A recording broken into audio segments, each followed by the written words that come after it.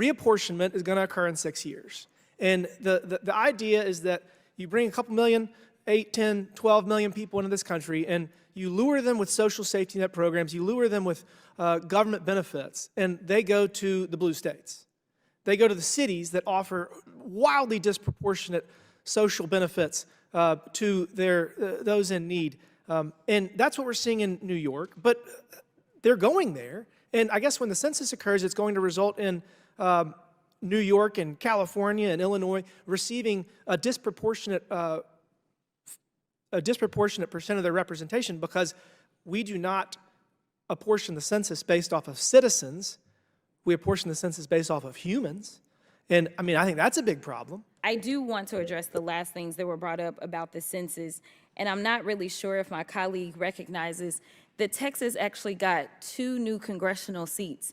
The state of Texas actually grew a whopping 4 million people, and because of those 4 million people that came into Texas, or from wherever they came from, we actually got 2 new congressional seats, which Texas historically has been a red state, and New York actually lost a seat, which historically has been a blue state. So I did want to make sure we put some facts on the record. They want to talk about the Ukrainians got all of these Nazis. It's amazing to me that just in a few years' time, it's now considered misinformation to talk about the Nazis in Ukraine. Well, let me tell you something. You can find Nazis anywhere. You can find them right here in the United States. In fact, a bunch of the people that they're calling victims and prisoners of war, also known as convicted felons from January 6th.